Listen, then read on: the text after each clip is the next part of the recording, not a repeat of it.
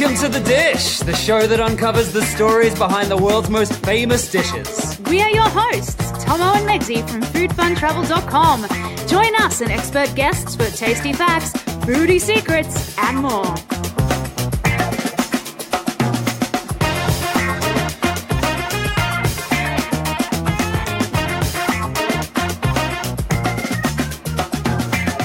In this episode, we begin our new personal food travel stories series with a visit to North India, where we discover not just new foods, but unique ways that they are cooked. We also discuss our first Indian street food experience in Kolkata, plus we eat our favorite ever buttery Indian flatbread in the city of Amritsar.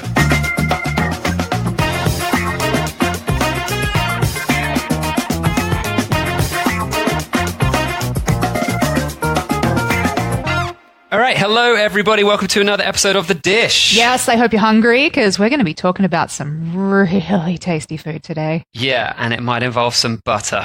Quite a bit of butter. Oh, yes. It's probably one of the dirtiest cuisines on the planet, but dang, I love it. Yeah, so this episode is actually the first of our personal food travel stories series, because our main focus through the rest of the Dish podcast is talking about world famous dishes or traditional foods from specific destinations that have a story behind them. But in putting those other episodes together, we realized that there were plenty of dishes from our extensive range of traveling all around the world that they don't really have a big backstory to them. So how do we put an episode together? Yet they're things that we loved eating. Exactly. And it's things that we want you guys to have the opportunity to try as well if you happen to be visiting these destinations. So we wanted to do this series just telling you about some of the things that we absolutely love that might not have the in-depth histories that, you know, the main episodes that we do have. No, but they do have our personal travel stories associated with them. The crazy way we discovered some of these dishes that are not really as world famous as the other ones we talk about. So these episodes are going to be all about those crazy experiences rather than loaded with history. And for those of you who don't follow our blog already, foodfuntravel.com, you may not realize that between the two of us, between me and Megzi, we have actually been to over 93 countries as of today. Woohoo! So we're still currently planning to up that total. Yes. We've got a few countries in our sights right now. Yeah, so 93 for now, but that is not stopping immediately. We have got more countries to visit. So we've tried lots of incredible foods, and importantly, it's not just always exactly the dish or the food, although that centers around part of the reason why we want to talk about it, but it's also the food experience. All of these different experiences to do with culinary and food. The love of food in these different countries is exactly what we want to talk about. The smells, the atmospheres, the way that we ended up in these situations, that we found this particular food. You know, sometimes you just end up completely lost, but at the end of some weird street, you find this food thing and you're like, I would have never found this if I'd not got completely lost. Yeah, we call it food worth traveling for. Not only is it stuff that is so good we would go there again and we would actually make the effort to travel, but it's stuff that we believe is really the food that you should get on a plane and go and try. Yeah. So it's not just about those star dishes that everyone's heard of, but just about discovering something new that makes up our culinary travel experience and why we love doing this so much. And speaking of food worth traveling for, our Food Worth Traveling For Facebook group is where you can enjoy some fun chats about some of the best food from all around the world that's shared by our listeners to this show, as well as lots of other food travel bloggers who are in the group. And every week, we actually have our Foodie Friday posts that go out, and you can share your favorite thing that you've eaten this week. Yep, there's a lot of things in there that'll make you drool. But also it's a good spot to jump in there if you have any questions about a particular destination that you happen to be going to. Just hop into the group and ask everybody, and there's some really established travelers in there that can probably give you a few great tips, including ourselves. Yes, and so also subscribe to this podcast, subscribe to The Dish on your favorite channel, and tell your foodie friends to listen to the show as well, because that's what's going to help us grow it, and that's what's going to help us keep it running and create more awesome content. And of course, we hope we're just going to get better and better at doing this. We're just getting started, baby. This is just season 2. We've still got so much more to go. We've got so many big dishes we haven't talked about. But in today's episode, some of our favorite food experiences from North India. Now, I'm going to be talking about the Jaiwine butter paratha from Amritsar, which is one of the most buttery, wonderful breads ever. And Megzi, what are you talking about? I'm going to be talking about this interesting time we discovered street curry. They were making tandoori and curry and different things just on the street corner, but with a little bit of a twist. Oh, so you're gonna keep us into suspense. Yes, I'm not going to tell you how they were cooking it all just yet. You're going to have to stay and listen. All right, yeah, I think I know what you're talking about, and yes, this is definitely worth sticking it out to the end of the episode because quite interesting. First time you go to India to discover some of these things, it's a world apart from what you're used to in terms of street food. Yep, and the ingenuity of just people as well. They just get things done so that they can make a living. Yeah, if you've been to Southeast Asia or anywhere else that's a big street food culture, think again. India is just another different level of street food. It's pretty crazy. All right, so in our first food story for today's show, I'm headed to Amritsar, which is in North India. Amritsar is a city of over 1 million people in the northwest of India and lies just 28 kilometers away from the Pakistan border. It's the spiritual and cultural home of the Sikh religion and their most important temple, the Golden Temple. It's the holiest place. It's a place that they travel to on a regular basis if they can in terms of a pilgrimage. Yeah. And it attracts more daily visitors than the Taj Mahal. Yeah, it's a beautiful temple too, like definitely worth visiting. And the way that you'll recognize the Sikhs is by their beautifully colored turbans that they wear. They definitely stand out. Yes. And their knife, because they always have to have a knife. They have a dagger in their pocket or a sheath on the side of their belt at all times. You don't see that, but you definitely notice the turbans. It's a requirement that they have these daggers. But yeah, we were very surprised that this temple is actually more popular than the Taj Mahal. And the reason for that may be something to do with the fact that they give away free food all day, every day. Yes. Which is always a winner for getting people through the door, especially when it's Indian food. Either way, whether that's the main reason or not, the complex itself, especially the actual Golden Temple, which sits right in the middle of the complex on this sort of blue-green pool on a little causeway. It's like this whole separate little temple you can go and visit right in the middle. That was originally constructed in the 1570s. And actually the name of the temple is Amritsar, which means pool of nectar of immortality. Is that why they bathe in there? I guess so, yeah. Everyone likes to they jump in the pool or they submerge a little bit. Well, especially the men. Women go in with their clothes on, of course, because India, people quite respectful of that. They're not going to be getting into bikinis. No. They are fully dressed when they're going in. Very modest. And you have to wear something on your head. So even going in, as I was just mentioning about the turbans that the men wear, if you're going in as a tourist, they will have scarves and stuff. But it's probably best to bring your own because God knows how many people have worn those scarves. You have to wear a scarf on your head. Like covering of your head is very important. Yeah, you got to respect the traditions of the Sikh community there, of course, to be allowed to enter. And then you can go and get a free meal. But also you can experience the really interesting history and culture of just walking around the temple. It was really great. We really loved visiting that temple. Yeah. A lot of energy in that place. So the city, obviously, is also called Amritsar, and that was built outwards from the temple. So the temple was completed in 1604, apparently. So it started in the 1570s, and then the city was built outward from there, which is quite crazy. Or at least that's what the internet tells me. I don't know 100% if that's what was really going on, but apparently so. The other most fascinating part, as I mentioned, is the fact that you get free food. Their free kitchen is called Langar. The whole thing is run by volunteers and food donations, and they feed about 100,000 people per day. Yeah. 24/7. And it's not tourists either. Like, we were probably the only tourists in there, but you do... Only Western tourists. Western tourists, yeah. Indian tourists. Yeah. But it's like, it's people of the faith and, those... It's the way that people in the city can always have a food, like always have a meal. So at least one meal a day, you can definitely go and have at least one meal and you'll be catered for. Yeah. Yeah, and we literally lined up with thousands of people. We were herded into this massive high-ceiling room. They actually have multiple rooms so that they can literally keep the food coming out constantly. It's a well-oiled machine. Yeah, one room gets filled up whilst the other room empties out, and then like the next line of people goes into that room as we're finishing our meal, and it's just continuous feeding. Lines and lines and lines of people all sitting on the floor, and then they'll bring along the trays. If you know, like your thali tray, so it's a metal tray, and it's going to have different sections for the different foods that they're going to bring out. Yeah, it's like divisioned metal tray. Almost like you'd sort of think about a prison tray. I know that's not a good way to describe it, but that if you've never seen a thali tray, that's sort of what it's like. The whole event's a bit like a school assembly. You just head in and everyone's sitting on their floor cross-legged. Yep. So, well, I don't know. At my school, we sat on the floor. Maybe in America, people sit on chairs. I've seen that on TV as well. So No, who assembly, knows? they made us sit on the floor. Yeah, it depends what sort of school you went to. Obviously, we weren't quite fancy enough to have chairs. No. It just proves what sort of education we got. No. Well, I can speak English and stuff. I guess that's good enough.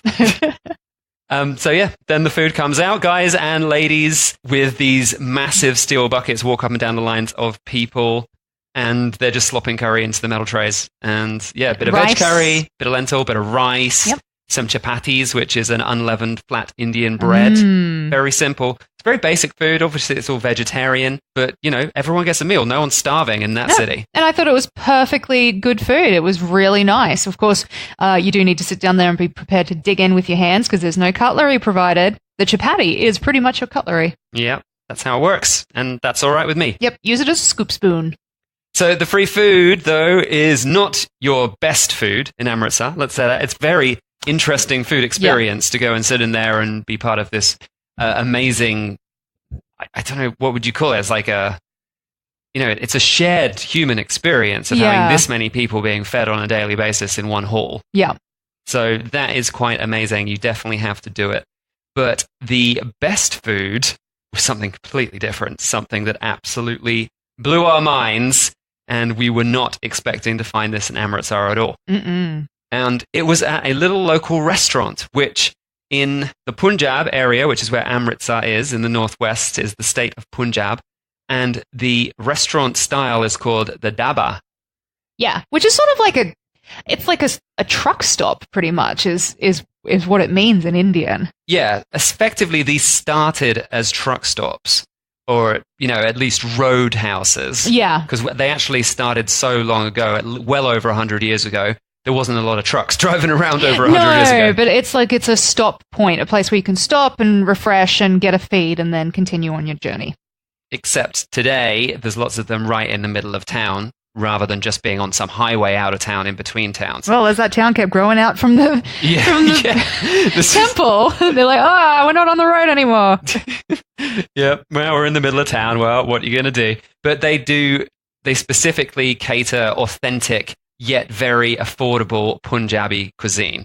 So that's their main thing. You can actually find them all over India now, but it's always Punjabi cuisine that's being served. Yeah. So it's their specific thing.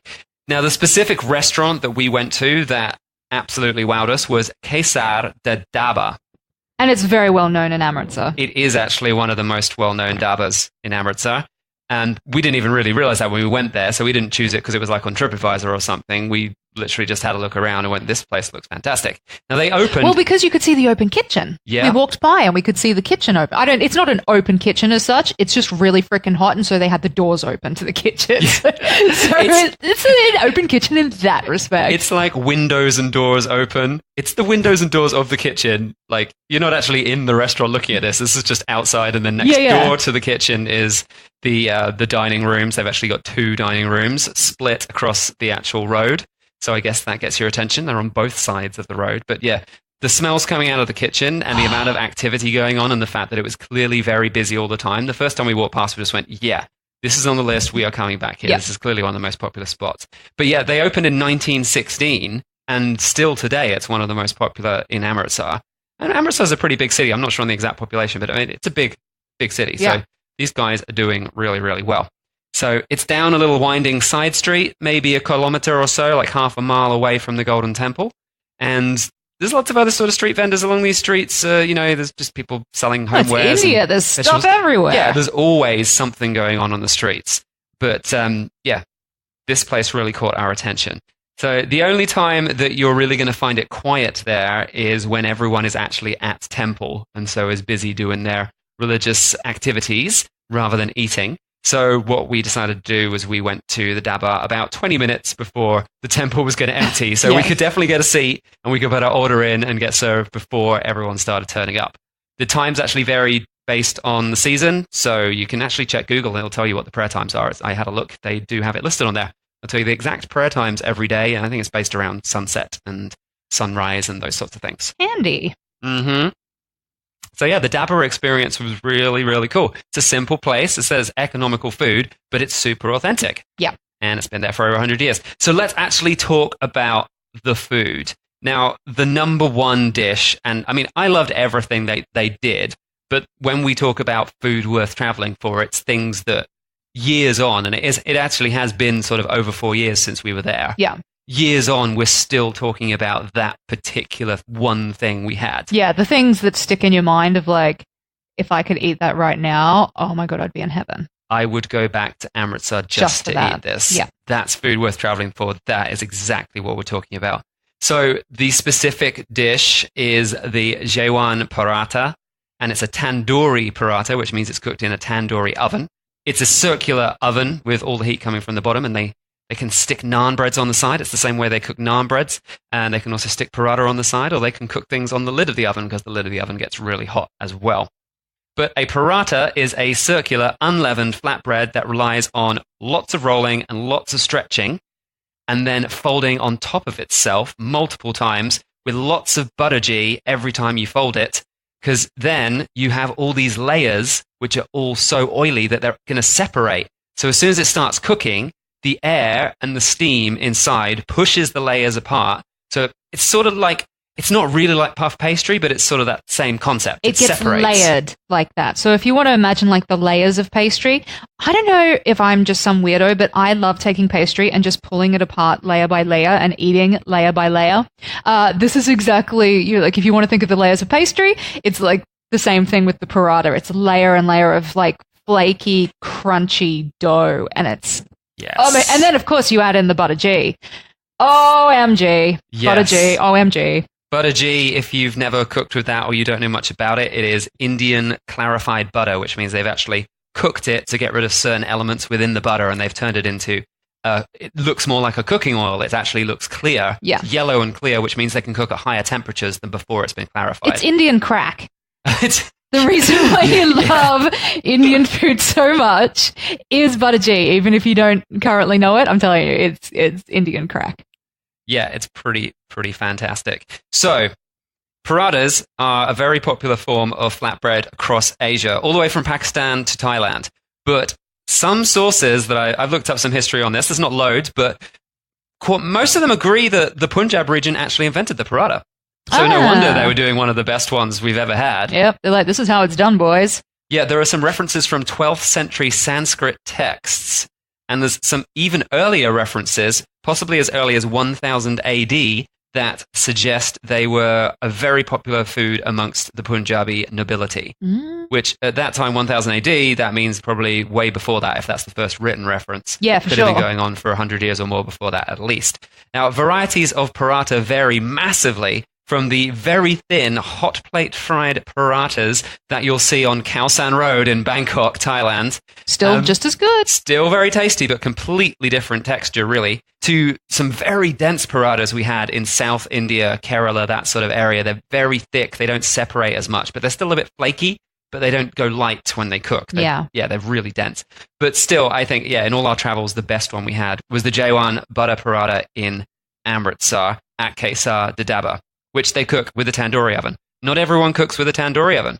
You can have tandoori parathas, but you can also have, a grill top cooked paratha. Some people cook it in a pan if they're cooking it at home, just on a frying pan. Yep. And that's it, on a hot plate. So lots of different ways, but the tandoori oven, it's just such an intense amount of heat. It gives all these really crispy, blackened, charcoaled edges on the outside, which makes it way better than just cooking it in a pan. Yeah, and as you said before, it's this interesting mix of like heat and steam and everything that all sort of combines together to give the dough a different sort of texture than what you get just cooking it on a pan. Yeah, absolutely. So our paratha arrived to the table dripping in that wonderful butter ghee. Because of course they just cut off a slab of butter and put it on top as well. So not only was it made with copious amounts of butter, then they just like slap a bit on top at the end. Oh, yeah. And it was amazing, and I regret nothing.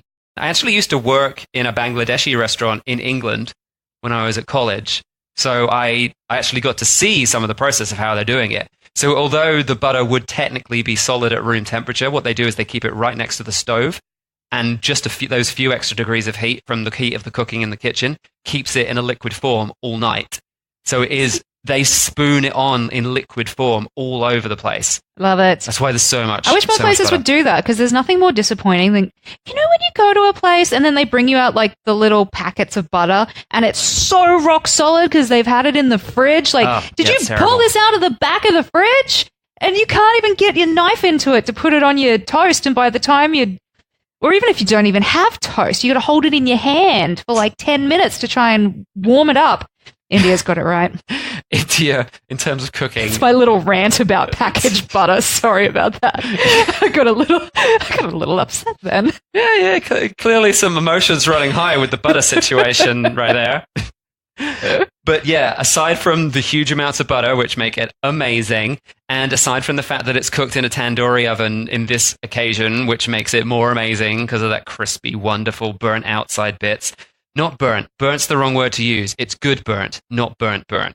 Let's just say that. But the other thing is that the layers, they're a bit thicker. That was the difference. Like some of the parathas you get, they're very, very thin.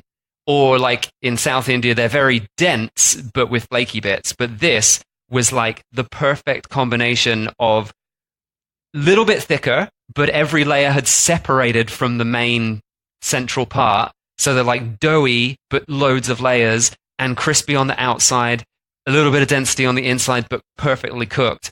It just, everything came together to make this one of the best. And I've seen photos from other people who've been there of theirs. They all look exactly the same as ours. This is not a one-off. We didn't get lucky. Nah, that's I think just we how went they do there it. Twice in total, and then we had to leave. But amazing. And 100 years of making this, they're doing all right. Yeah, they know what they're doing. So this was a completely awesome food experience. But what was really, really strange was not the actual food experience, because that was amazing, but it was what happened a few weeks later. We actually were still in India, and we were holed up in a hotel room watching one of the few English channels that was available, the Travel Channel. Yeah, that's right. Remember this?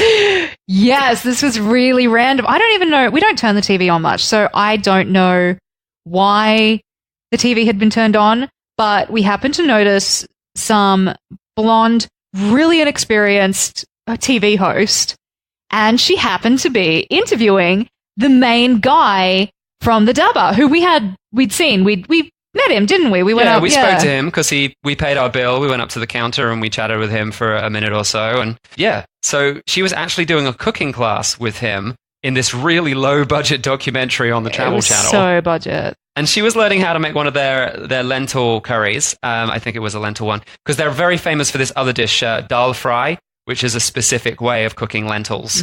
That's a very Punjabi version of that, apparently, which we did actually try while we were there. I don't remember it as much as the paratha, but I do remember all the food being fantastic. We definitely didn't just sit there and eat bread. No. We ordered quite a few curries, including the dal fry, which definitely one of the most popular dishes. Now, she's learning how to make this curry, and he explains to her to add a quite sizable amount of buttery to begin the dish. That's one of the most important starting points, get the butter in first. And the host turns to him and she actually asks, can viewers instead use olive oil as a healthier version? And he pauses. There's like this pause. Butterji is an essential part of Punjabi cooking. It's an essential part of Indian. It's not the same if you put olive oil. The olive oil doesn't exist in Indian cuisine. No, of course not. Butterji is a North Indian thing. They might use coconut oil in the South, but North India, butterji is everything. It's the definition of North Indian food. And the guy from Kolkata Dabba, he just pauses. He stares at her for what felt like an eternity. Felt like forever. Enough that we started awkwardly laughing at the situation. But the look on his face, it was just this combination of both disdain and complete horror. But instead, he knew he's on TV. Yep. So instead of being outraged, he sighed. He noticeably sighed, and he said, "Sure, why not? Why not?" And that became like our catchphrase for everything. Every time we heard like a dumb tourist say stuff, even ourselves when we said dumb stuff, we were just like, "Yeah, sure, why not?" He just was like, "What? Sure." What? It was just, the sense of the conversation and the sense of his point was, you can do whatever you want, but obviously what you're doing is wrong. Ridiculous and wrong. Wrong. Why would you even suggest using this? stupid tourist. Like, oh my God. Yeah.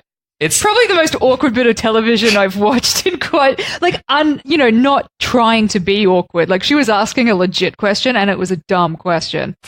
What do you think about it? It's quite an offensive question. Can you use olive oil instead? What? Yeah, if you want to make a dish that isn't Indian food. Like, at what point? What? They created this hundreds of years ago. Where were they getting olive oil from in India then? Like, I know they were trading and stuff, but like... It was not a major part of the cuisine. No. And it still isn't really. And yet, of course, you probably can make Punjabi cuisine with whatever fat and oil you want. But come on, it's not going to taste anything like it. Nope, it's all about the butter. In fact, whenever we make curry at home, if we don't have butter, we pretty much don't bother making curry. No. Even though we don't have butter G all the time when we travel, but we normally have at least butter. And that's enough. Nice when we do have butter G. Just elevates the butter experience. It's richer and better than regular butter. I don't know how it becomes richer. It's crack. Yep. Indian crack. It is fat crack. Yep. Crack fat. Yes. So anyway, they do fantastic curries at Kesar Daba in Amritsar, but the Jawain butter paratha is the absolute star that you need to look out for. So from Amritsar to Kolkata, which is on the far eastern side of India, on the coast, not the very far eastern side, because actually India's got this strange little bit that goes above Bangladesh and all the way to Burma. Yeah. So most people probably don't even realize that that's India, because there's only like this tiny little passageway that lets you get from the mainland of India through to this little section. And Kolkata's before that, but it's right on the coast on the east side of India. So what is your India story? Okay, so yeah, we were hanging out in Kolkata. So Kolkata, as we were just saying, it's actually in the Indian state of West Bengal, and it's India's third largest city. So you can just imagine, if you know how many people are hanging out in India, if you're in the third largest city, there's a few people getting around Kolkata. India's like 1.2 billion people approximately at the moment from recent figures. So yeah, it's big. And it's intense. Yeah. And actually, the port of Kolkata is India's oldest operating port. So there's been a lot of stuff throughout history, trading, merchants. There's been a lot of in and outs in Kolkata. So it's obviously going to be a place where you're going to find really interesting foods to try. Really, Kolkata, we also discovered, were really modern in a way as well, where some other parts of India you can visit seem to be still very, old in their ways of thinking and the ways of doing things. Kolkata definitely had both. It seems like they were the ones that had their fingers on the pulse, trying to, also, keep the old style of things, but also have like modern, keeping up with the new age of the world as well. I found it was pretty much with India, the really big cities had become just a little bit cosmopolitan, but once you headed out of those, and even in Amritsar, to be fair, it's just a little bit too away from those major centers like Delhi and Mumbai and, a few of the other very big cities. Those smaller locations, it was more difficult to travel. Yeah. You didn't have that sense of an international feel at all. It was so historic still. Yeah. Interesting historic, but... Yeah, a lot more of a culture shock, whereas Kolkata is insane. It was easy, to move in, even though apparently there's actually evidence that the region in which the city currently stands has been inhabited for over 2 millennia. Yeah. So pretty old city. But the actual recorded history started about 1690, but that was only at the arrival of the British and the East India Company, which set up shop there. So Kolkata was actually the former capital of British India. Yeah. So it also has that modern influence as well. When the British came in and they did all what the British did, they had a lot of buildings built, because it was the center of operations for the British East India Company, they got a lot of growth through that. Yeah. But we're talking about food. Yes. Yeah. So one of the most interesting things we found was we woke up, and when you first arrive in a place, especially when you get in late, I think we got in at like 4 a.m. or some crazy time. And the streets were empty. Yeah. And we took a taxi from the airport to the hotel. Yeah. And there's nothing. It was just dead. Just Everything dead, was nothing. Dead. And then I can still remember that trip vividly. It's like, what? This is India. There's nobody on the streets. This is insane.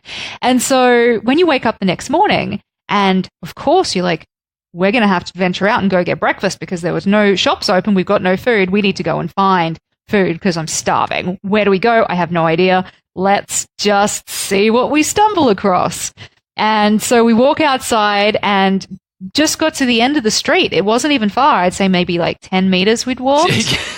Well, within 30 seconds of the hotel door, pretty much. Yeah, it was right there. And we saw that there was a whole bunch of people standing around, and we saw that there were two guys cooking. And there was one dude, he had like all of the pre-made curries in these big pots that had already been made. I think there was like 4 or 5 different curries to choose from. But there was one dude who was cooking in a tandoori oven. Now, we just briefly before mentioned the whole tandoori oven, but this one was different. Yes. Now, I might just jump into a little bit, just in case people don't know what a tandoori oven is. Let's jump into just give a bit more explanation. Explaining that a little bit more. So tandoori cooking is actually believed to have originated in Persia. Yep. Yeah, and so it's found through a lot of Central Asia and down into India as well. So you're going to find this particular style throughout a lot of that region. And the ovens are generally made of clay. Today, sometimes you can get them made with metal, but it's like, I mean, that's just for sanitary purposes. I personally think if it's a clay oven, you get better flavor and everything like that. The bread's going to stick to the outside of the tandoori oven very nicely. Exactly. And then, so made of clay, and then they have some sort of insulating material like concrete or mud on the outside because it gets really hot. Yeah. Oh, it's insanely hot. I mean, I've seen the guys when I was working at the Bangladeshi restaurant, when they put the bread in, they put it on a little like fabric pad, and they put their hand behind the pad, and the bread's on the pad, and they put their hand in, and they press it against the side, and then they get their hand out. Yeah. Within like 5 seconds max. Well, when they get the bread out, they do not put their hand in to get the bread out. They use tongs to get it out, or like a little hook. Metal hooks. Yeah, because the way that it's made, the fire is built in the bottom, and then that heats both the walls and the oven and the air inside, and it can get upwards of 900 degrees Fahrenheit. Woo! Now, I don't know what that is in centigrade. Oh, it must be like 450. Yeah. I mean, it's going to be like Freaking pizza hot. oven temperature or more. Exactly. So this is crazy, crazy heat. And before cooking, the fire itself is allowed to die down. So it's not like there's big flames attacking these guys, but there is that insane temperature that is consistent and keeps the whole thing hot while they're doing their cooking. So that's pretty much it. It's just this cylindrical clay thing that they use for cooking. Yeah, and they stick breads to the interior outside edge, which of course is very hot, and the stone, it instantly sticks to the stone. Yeah. But when they pull it off, it comes off really nicely with a nice crispy base. Yeah, and there's quite a few things that you can actually cook with a tandoor oven. Flatbread, as we were just discussing, loads of different types of flatbread, from tandoori roti to naan to paratha, kulcha. And that's just in India. You go to other countries, and of course they have their own style of breads. You know, you go to Georgia and they've got their shoddy bread and stuff like that, which is very, very similar. Just insane. I think tandoori bread is probably some of my absolute favorite breads in the whole world. It's the perfect device for cooking bread.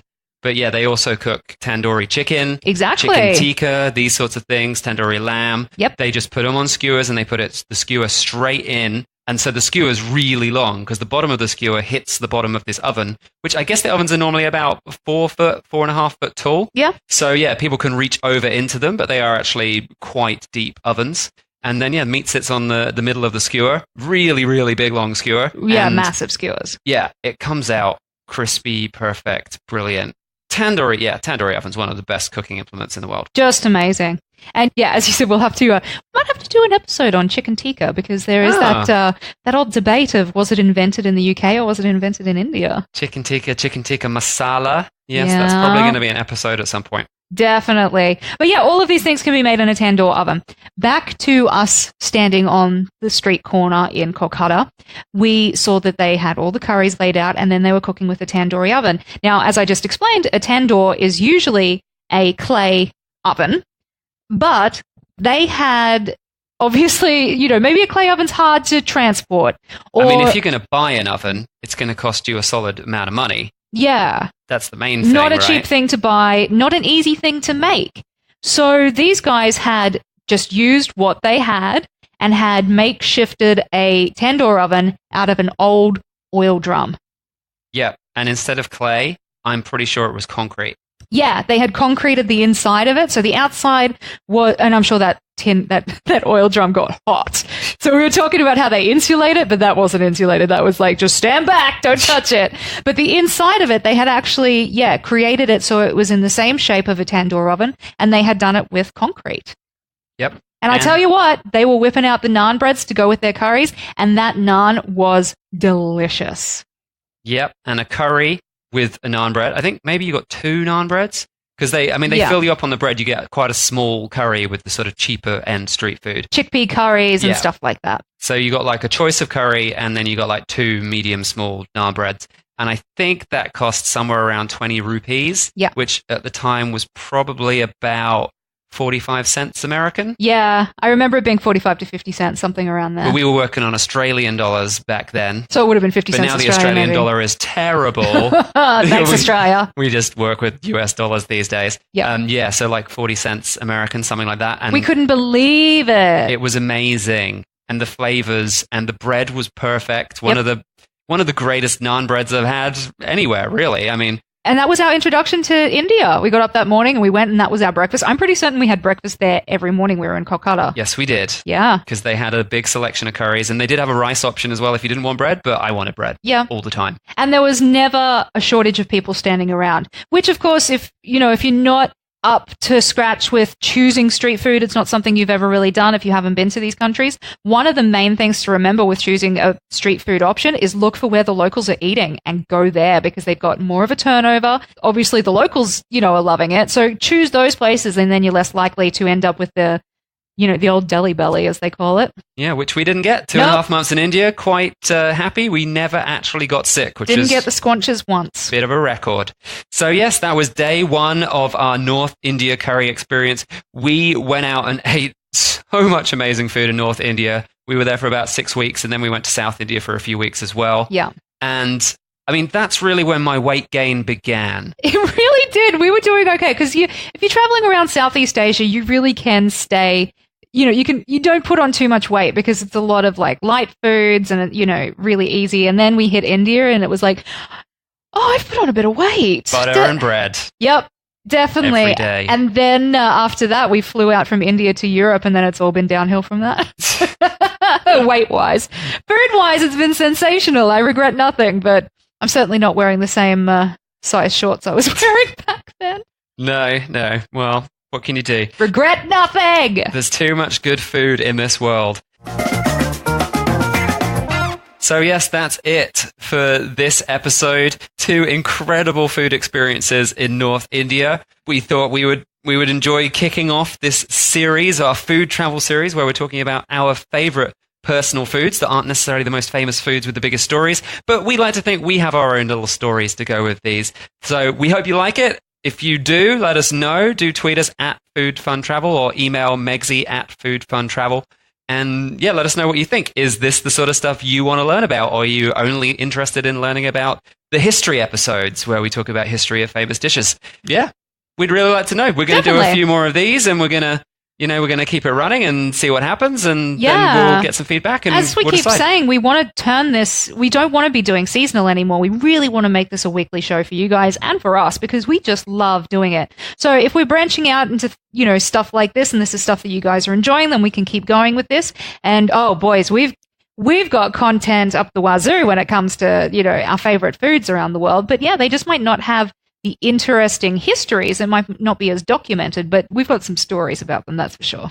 So there's some other great episodes that are going to be coming up in the next few weeks. But of course, we're going to be mixing that up with our regular episodes too, with food history and destinations, what to eat, that sort of thing. So yeah, do rate and subscribe. If you've enjoyed this episode and other episodes, leave us a 5-star review on iTunes or wherever you listen. We really don't mind as long as it's a 5-star review. If it's less than a 5-star review, you might be listening to the wrong show. There's lots of other shows out there. Come on, you love us. Time on shows you don't love. You love us. Give us the full 5. But if you've made it this far through the episode, we assume you liked it at least a bit. So it's got to be worth a 5-star. Anything less than a 5-star is holding us back from having a successful show on iTunes or anywhere really, which is going to upset the chances of us making more episodes in the future. Yep. So, and if you've got a friend that's happening to be going to India, why not send them the link to this episode? Because they might want to go and eat tasty paratha and a dabba, or they might want to go and have the meal with all of the pilgrims in the temple with all the Sikhs. Yes, in the Golden Temple. Fascinating experience. Golden Temple in Amritsar. Very, very cool place to visit. So no show notes for this episode, but there will be show notes for future episodes. You can just head to foodfuntravel.com and search India, and you'll find some articles that we've written from our trip there as well, if you just want some more India information. They're quite old. Don't judge us. Don't judge us too harshly. Yeah, it was a little while ago, but as we said, it was a very memorable experience, and so we're still talking about some of those crazy food stories today. And there might be some more India food stories coming up in a few months' There's just time. so much good food. There was a lot of very tasty things. All right, that's it from this episode. Thanks for joining us. We will see you next time. Thanks for listening to The Dish. Don't forget to subscribe and keep this podcast on the air by giving us a 5-star review on iTunes or wherever you listen. Also, come join our foodie community on Facebook in the Food Worth Travelling For Facebook group. Catch you next time.